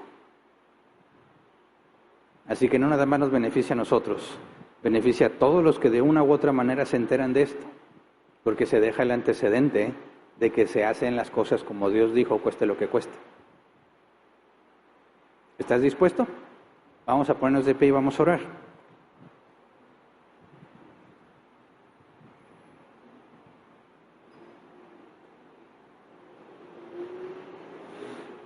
Entonces, mis hermanos, oremos para que si vienen a acusarnos y tiene sentido, respondamos con humildad. Que estemos dispuestos a escuchar razones y a cuestionarnos si realmente estamos haciendo lo correcto. Pero si no tiene sentido la acusación o no procede bíblicamente, no te dejes, hermano. No te dejes. No aceptes acusaciones que no son correctas. Prepárate también bíblicamente para poder defender lo que estás haciendo. Pero siempre debe estar clara la motivación, ¿verdad? La restauración. Este proceso no es pelear. Discutir sí es. Discutir es exponer e intercambiar ideas para llegar a una conclusión. Si alguien afirma que yo peco y yo digo que no, estamos discutiendo, sí, pero discutir no es malo. Discutir es bueno. Porque cuando la otra persona me explica lo que cree, lo que piensa y cómo concluye, y yo le explico lo mío, podemos establecer un acuerdo. Yo aprendo y él aprende. Pero pelear, eso es otro tema. Esto de confrontar y de llevar testigos no es un pleito. Sí son discusiones por el bien de nosotros mismos, para poder seguir caminando como debemos de caminar. ¿Estás dispuesto a pagar el precio? Deberías, que es un mandato bíblico. Debemos estar dispuestos a ser víctimas de calumnias, de versiones alteradas con el objetivo de perjudicarte. Ni modo. Hay un juez que todo lo ve y pondrá a cada uno en su lugar. Si a Jesús lo acusaron injustamente, ¿qué nos espera a nosotros, hermanos? Que nosotros sí podemos ser acusados justamente. Pero el que nunca pecó, al que era imposible que pecara, se le acusó falsamente y lo soportó por obedecer al Padre. Nosotros debemos hacer lo mismo. Acusaciones falsas las soportamos con tal de obedecer al Padre. Acusaciones correctas, nos humillamos ante Dios, pedimos perdón y buscamos el arrepentimiento. ¿Se entiende? Les vamos a orar. Señor, ayúdanos a tener la madurez y la humildad que se requiere para poder cumplir con los procesos que nos demandas. Ayúdanos a tener el valor de poder hablar de forma clara, basada en evidencia, explicar de forma racional por qué las cosas se están haciendo mal. Y dame, Señor, la claridad para saber que siempre, en todo momento, estoy buscando la restauración de mi hermano. Si en algún momento es algo emocional y quiero desquitarme o quiero que esa persona pague por lo que hizo, no me entregues a mis deseos equivocados, Señor. Ayúdame a encontrar testigos sabios, maduros, que conozcan la Escritura, para que puedan frenar el proceso si es que es un asunto solamente emocional. Ayúdame, Padre, por medio de los testigos, si es que presentamos una acusación, para que los testigos hagan un juicio justo y determinen si debemos avanzar o no, si procede o no procede lo que yo considero que fue un pecado. Y ayúdame a entender, Señor. Ayúdame a razonar con la Escritura, de manera que no cometa esos errores, pero si los llego a cometer, Señor, que sean errores sinceros, cosas que no planeamos para mal, sino que de todo corazón buscábamos que se hiciera correctamente, pero teníamos información equivocada o había cosas que no entendíamos. Haznos entender, Señor, que nuestra intención de restaurar a nuestro hermano no sea vista de forma equivocada por un error sincero. Que todos podamos aprender a tolerar y perdonar errores sinceros en nuestra contra, Señor, porque no hay una mala intención de por medio. Pero con los testigos falsos, Señor, te ruego que nos ayudes a no ser tolerantes. Cuando un testigo falso levanta acusación contra el hermano, ya no es una búsqueda de unidad, sino de división. Protégenos de los testigos falsos, Señor. Ayúdanos a no aceptar acusaciones si no vienen de 2 o más testigos, para que ninguno de nuestros hermanos sufra por un falso testimonio en su contra. Ayúdanos, Padre, a discernir con juicio justo, con la evidencia y con los hechos, no con las apariencias, no con el historial, no con las percepciones o prejuicios, sino que podamos mantener una mente clara, abierta a la evidencia, a los hechos, a la información bíblica para llegar a conclusiones correctas. No nos permita, Señor, participar en procesos que no corresponden con lo que tú has encomendado, que no corresponden porque no cumplen con lo que tú has mandado. Ayúdanos, Padre, a entender que debemos cuidarnos unos a otros y que requerimos valor, humildad y disposición para soportar lo que tengamos que soportar con tal de hacer tu voluntad. Ayúdanos, Padre, a ver tu poder entre nosotros en tu disciplina. Ayúdanos a ver cómo nosotros crecemos en santidad porque nos tomamos en serio el proceso que has enseñado. Ayúdanos, Señor, a ver la restauración de aquellos que han sido acusados y reconocen su pecado. Cuando alguien se ha llevado ante la asamblea, concédenos, Padre, ver cómo tú concedes arrepentimiento a tus hijos, cómo es el verdadero perdón, cómo es el verdadero arrepentimiento, para que todos podamos ser edificados y alegrarnos con aquel que tú decidiste perdonar. Te pedimos por todos aquellos que nosotros hemos excomunicado ante la falta de evidencia de su cristianismo, para que si son tus hijos, Señor, los hagas volver. Como el hijo pródigo, lo llevaste a un punto donde él ya no tenía más opción más que volver a la casa de su padre. Ayúdanos a ver el milagro en aquellos que hemos excomunicado, si son tus hijos, de verlos restaurados y sirviéndote y poder gozarnos porque una oveja se había salido del redil y tú la trajiste de vuelta. En todo, Señor, ayúdanos a ser tolerables unos con otros, tolerantes, a tener paciencia unos con otros, a ver que todos estamos expuestos a las mismas tentaciones y a las mismas pasiones, pero que no toleremos las faltas claras a la Escritura, que no tengamos temor a seguir el procedimiento que tú nos has encomendado, para que podamos ver tu poder obrando entre nosotros. Gracias por todo lo que nos estás enseñando y gracias porque podemos confiar que no estamos solos en este camino. Además de tu Espíritu Santo en nosotros, tenemos hermanos en Cristo que también velan por nuestro bienestar y por nuestro caminar en santidad. Gracias, en el nombre de Jesús. Amén. Pueden sentarse. Pasemos a la sección de preguntas. Y si hay preguntas, bueno, dedicaremos 15 minutos como máximo a tratar de responderlas. Dice la primera pregunta, si esa persona perdona, pasa el tiempo y la persona lo cuenta a alguien de lo que hicieron, pero lo cuenta con lloro y dolor como si fue ayer, pero al final dice que perdonó, ¿sí realmente perdonó? Es que el dolor por la herida que causó no desaparece porque hayas perdonado. O sea, cuando tú decides perdonar a alguien, no hay nada en la Biblia, y lo vas a ver por experiencia propia, no hay nada en la Biblia que diga que Dios te va a quitar el dolor que provocó. No se va ese dolor. Ese dolor lo tienes que aceptar. Esa es parte del precio que pagas. ¿Me explico? Es como si Jesús, con todo lo que sufrió el Calvario, cuando lleguemos delante de Él, se ponga a llorar por todo lo que le hicieron. Dices, ¿cómo? No entiendo, ¿verdad? Porque eso lo soportó con paciencia, en obediencia al Padre, y quedó atrás. Y ya no cuenta lo que sufrió y lo que pagó por nosotros, porque vamos a estar delante de Él. Nos salvó de la ira venidera. Y Él va a estar feliz de que estemos ahí, ¿verdad? Es muy distinto decir, pues es que este me hizo y todavía me duele y sigo llorando. Ok, hay que separar. Es cierto, el perdón no elimina, no desaparece el dolor o las consecuencias. Pero nosotros, al perdonar voluntariamente, implica que aceptamos el dolor que provocó. No luchamos contra ese dolor. El problema del dolor es que no lo queremos, ¿verdad? Y como no lo queremos, lo estamos rechazando y no lo aceptamos y queremos evitarlo, pero eso es imposible. El dolor se acepta.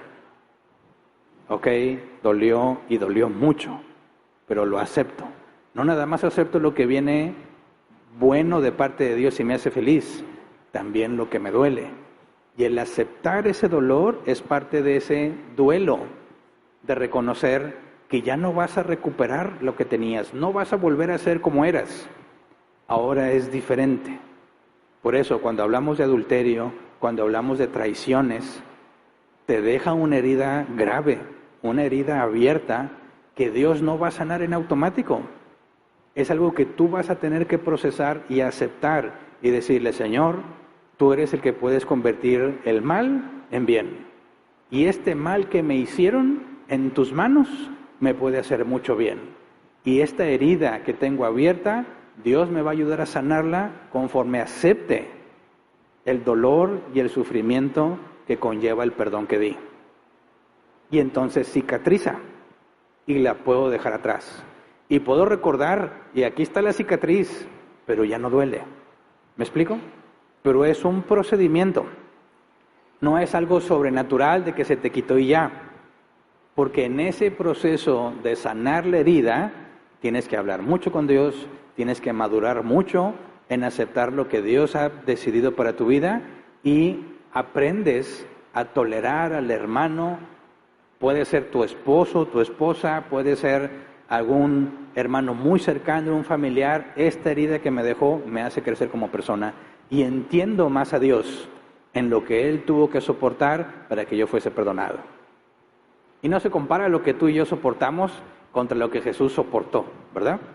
Pero nos ayuda a entender un poco más cómo es que Dios, aún siendo sus enemigos, pagó por nosotros y perdonó, asumiendo, absorbiendo el daño y la culpa, el castigo, y nos pide que hagamos lo mismo. Así que esa es la manera en que procedemos. No nos negamos al dolor, lo procesamos y lo aceptamos como de parte de Dios y confiamos que cosas buenas vienen a pesar de eso. Siguiente, dice, ¿qué procede con el acusado cuando ya sé que en el primero o segundo paso él se arrepiente? Cuando el pecado es un pecado evidente o grave, ¿se le permite seguir sirviendo como comúnmente lo hace porque ya se arrepintió? Lo que en otras iglesias le llaman que esté en disciplina. ¿Quién dispone cuánto tiempo? Bueno, depende. Porque si tú estás hablando de algo grave, ya no estamos hablando de un proceso donde solamente se guarda discreción, ¿verdad? Un asunto grave, como lo vamos a ver en el siguiente paso, como el de Corinto, que estaba con la mujer de su padre y que la iglesia lo toleraba, procedió a la excomunicación directa, ¿verdad? Ahí no se le dio oportunidad de que, no, pues me arrepiento, no. La evidencia es clara de que cuando la falta es tan grave, y dice Pablo, que ni aún entre los gentiles se tolera, ¿verdad? No es como que los gentiles sean nuestra vara para medir, no, sino que es tan obvio que es grave que ni siquiera entre los que no son cristianos están dispuestos a aceptarlo como algo bueno.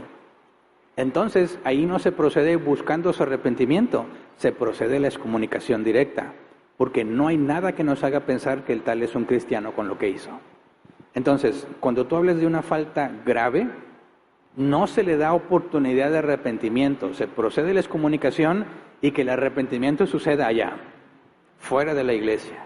Lo que el apóstol Pablo dice, entregarlo a Satanás, que de eso vamos a estudiar la próxima semana si Dios lo permite. Entonces, cuando hablas de una falta grave, una falta que lo descalifica como cristiano, se procede a la excomunicación directa. Ahora, es un asunto familiar, es un asunto del matrimonio, no hay nadie más que lo sepa. Bueno, se tiene que analizar qué es lo que sucedió y por qué, para saber si se procede a una excomunicación o si hay una opción a caminar al arrepentimiento. Ahora, acordemos o recordemos, aunque no ha llegado a ese tema, que la excomunicación no garantiza que el excomunicado no es cristiano. Tienes al hijo pródigo, ¿verdad?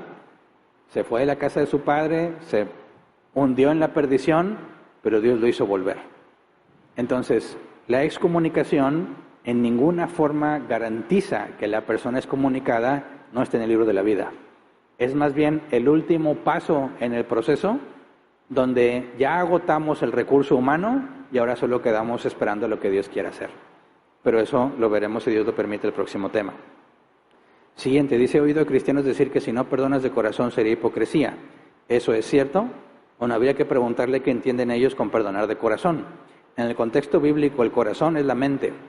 Y a eso me refiero con que el perdón es algo voluntario, no es algo emocional. Si lo que ellos dicen, el perdón de corazón, es una convicción consciente de decidir perdonar, si no es así, entonces no es perdón, ¿verdad? En eso estaría de acuerdo. Pero si ellos apelan al corazón como emociones, entonces sí están muy equivocados, porque la Biblia no habla de emociones en el tema de la disciplina, ni en el tema del perdón. Es un proceso intelectual, donde se tiene que juzgar si hay arrepentimiento o no para otorgar el perdón. Entonces, cuando los cristianos dicen que es un estado emocional, que es un estado psicológico, donde tú liberas a la persona, eso ya no es doctrina bíblica. Eso se lo sacaron de la psicología o de cualquier otra parte y no va a ser aceptado por un cristiano bíblico. El cristiano bíblico es afirmar, se juzga con justicia para determinar si pecó o no pecó. Se le presenta la evidencia, reconoce su error y hay evidencia de arrepentimiento, es perdonado, porque es una orden. Se me ordena perdonarlo si se arrepiente. No tienes ganas, lo siento, no es de ganas. No me nace, no importa, es una orden, no es emocional ni sentimental. Por eso hay que preguntarle un poco más a qué se refieren con el perdón de corazón. Dice, pastor, hablando de las carnes, de comerlas, hay un platillo que se hace con la sangre, la moronga. Yo no la como por lo que dice Hechos, pero hay gente que sí. ¿Sí? Si tú lees Hechos 15, 29, incluso en el Concilio de Jerusalén se especifica, para tener una buena convivencia en congregaciones donde había judíos y gentiles, buscaban evitar temas que generaban conflicto. Como lo he explicado yo aquí con las carnitas. Si estamos nosotros conviviendo y llega un cristiano inmaduro y nos acusa ahí de estar comiendo carnitas y diciendo que está mal, por amor a él vamos a quitarnos las carnitas y nos comemos, no sé, la carne asada o lo que haya, que no genere problema. Pero cuando el hermano se vaya, regresamos las carnitas y nos las echamos. Porque no hay ningún problema en comernos las carnitas. El problema es hacer tropezar al hermano débil. ¿Me explico? Y ese es el enfoque del apóstol Pablo cuando habla sobre lo ofrecido a los ídolos. Jesús mismo aclaró que no es lo que entra al hombre lo que lo contamina. Entonces, no hay problema con lo que comas, aunque sea sangre. Pero para mantener la buena convivencia en el Concilio de Jerusalén, recomiendan que se abstengan de esas cosas para evitar el conflicto con los hermanos débiles. Así en árbol plantado tenemos reglas que, aunque sabemos que no es ningún pecado en sí mismo hacerlo, las evitamos para no hacer tropezar al débil. Pero no porque sea pecado lo que estamos haciendo, sino por amor al hermano débil. Pero al mismo tiempo el hermano débil se le demanda que madure y deje de pensar esas cosas. ¿Me explico? Siguiente, cuando una persona es acusada y se pone en disciplina no puede servir ni predicar, ¿verdad? Porque hay personas que están en disciplina pero sirven alabanza o de maestro. ¿Qué se hace en ese caso? Pues depende, no hemos llegado a ese punto. Pero a veces el proceso de disciplina en ninguna manera requiere que dejes de obedecer el mandato de usar tus dones para el servicio de los demás. ¿Me explico? Si yo tengo un problema con un hermano y pequé contra él, el proceso de disciplina no tiene nada que ver con que yo deje de usar mis dones al servicio de los demás. Sin embargo, si la falta es grave y requiere toda su atención, se puede optar por decir, tú ahorita no vas a hacer nada más que enfocarte en corregir tu problema, ¿verdad? De forma temporal, para que lo soluciones y te reactives al servicio. Pero no hay nada en la Escritura que diga que entonces, como pecó, ya no puede hacer esto. No, ese es el criterio que se va a aplicar según la falta. Porque para que sea justo, tiene que ser proporcional. ¿Me explico? Y esa proporcionalidad se va a tener que buscar y decidir. Porque no tenemos una regla como en el Antiguo Testamento. Si alguien se roba un buey, tiene que regresar el buey más una compensación. Y si se lo robó y lo mataron, bueno, regresa el buey más un pago extra más el pago por la pérdida. Y ahí se hay una lista de cosas que no tenemos en el Nuevo Testamento. Entonces, cada congregación va a tener que decidir cuál es la proporción correcta según el pecado en cuestión, según la falta y aplicarla para el bien de la vida de esa persona. Entonces, no hay una regla genérica de qué sí puede o no puede. Se tiene que examinar en cada caso.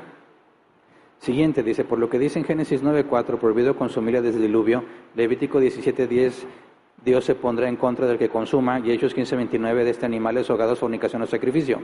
Sí lo entiendo, pero eso sería una contradicción directa a las palabras de Jesús cuando dijo que no es lo que entra, lo que contamina, sino lo que sale.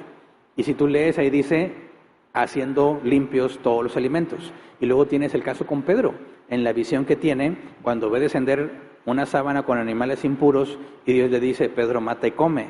Y Pedro se niega porque está tratando de cumplir la ley de Moisés. Y Dios le dice que no llame impuro lo que él ha declarado puro. De manera que no puedes razonar en base a la prohibición.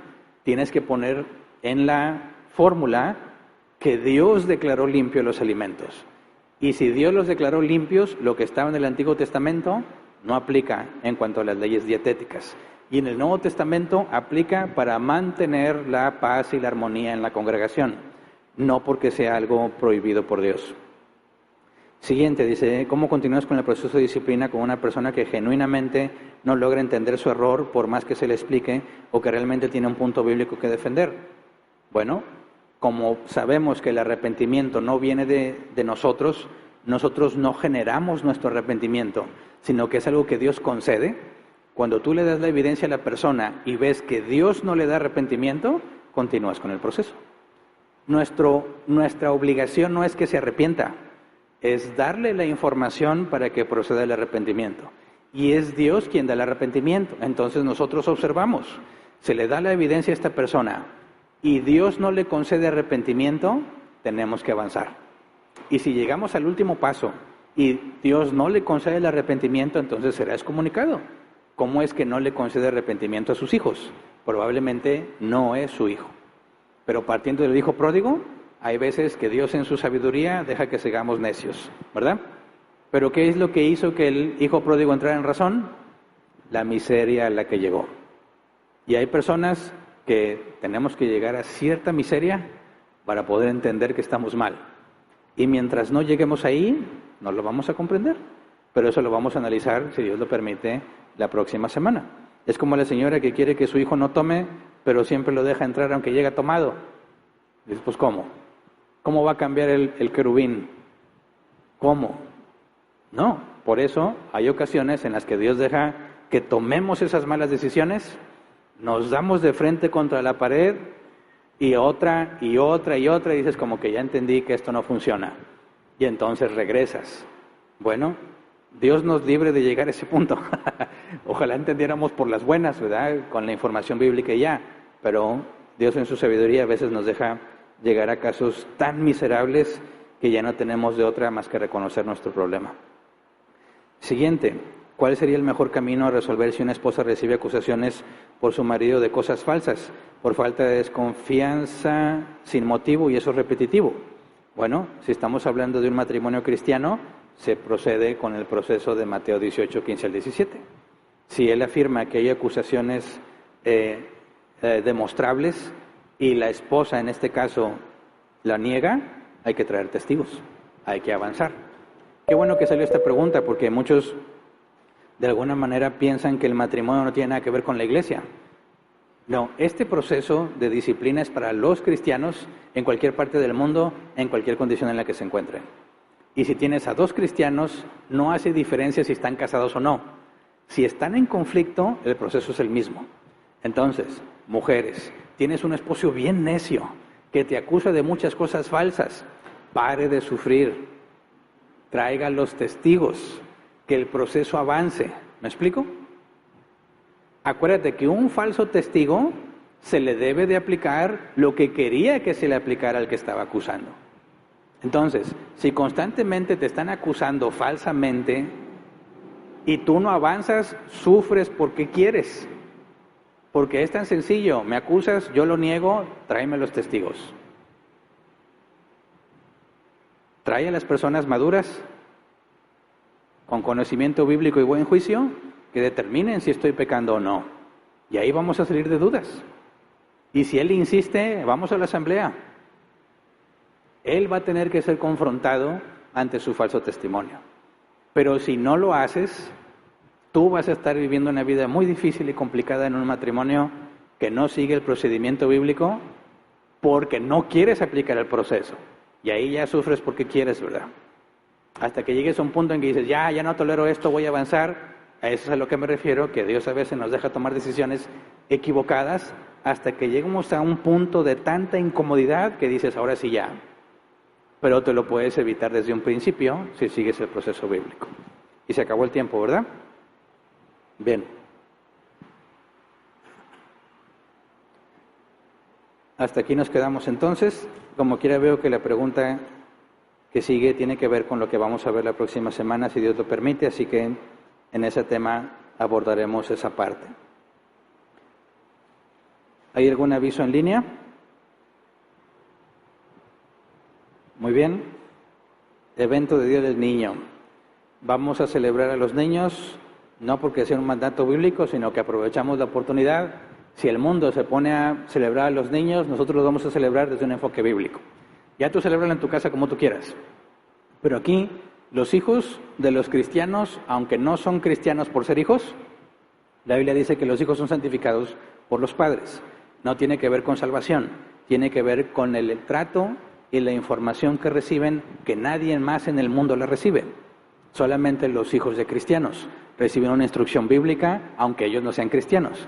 Otros hijos no cristianos, con padres no cristianos, no reciben instrucción bíblica, no reciben la corrección que debe de ser, etcétera, etcétera. Pero nuestros hijos sí.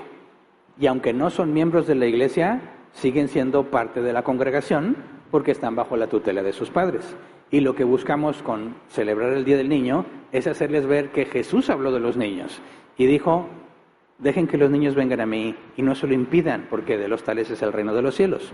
Así que es una manera en la que hablamos a los niños y decirles, aunque muchos niños vienen aquí y no saben de qué estamos hablando, también Jesús habló de ellos y se preocupó por ellos, ¿verdad? Y los recibía y los bendecía. Bueno, aprovechamos la oportunidad para que nuestros niños se sepan celebrados, no nada más porque son nuestros hijos, sino porque también Jesús los amó y también se refirió a ellos y advirtió: ay de aquel que haga tropezar a uno de estos niños. Entonces, ese es el enfoque. Ahí viene que hay una oportunidad de hacer una cooperación voluntaria para comprar dulces, y los dulces nomás son para los niños, ¿eh? No te va a tocar bolsita a ti. Que en Navidad sí haya bolsitas para todos es una cosa, aquí es para el Día del Niño. Vamos a hablar con temas que tienen que ver con los niños, no va a ser predicación para niños, ¿verdad? Es para los papás de los niños y los que dicen: pero yo no tengo hijos, ¿qué me importa el Día del Niño? Arrepiéntete, hermano pecador, porque Jesús amó a los niños también, ¿verdad? Entonces, no se trata de si tienes hijos o no, se trata de hacerles ver que el Evangelio también habla de ellos y que Dios también pensó en ellos y que son valiosos a los ojos de Dios y valiosos a nuestros ojos. ¿Se entiende? Entonces, es una celebración para nuestros hijos o para los niños de esta congregación, y también muchos aprovechan para traerse a su sobrino y el vecinito. No hay problema, tráetelo. Queremos que ellos también vean y vean, aprendan, experimenten que también te puedes divertir sin vicios. Que muchos niños ven que solamente para qué diversión tiene que haber cerveza, tiene que haber licor, tiene que haber cigarro, y nada de eso es necesario para pasarla bien.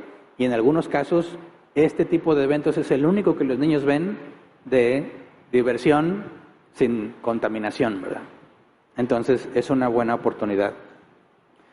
Se va a estar recibiendo la cooperación voluntaria, dice, desde hoy y hasta el 12 de abril, y ahí viene con quien acercarse para poder entregarla, que ellos son los responsables del área de eventos.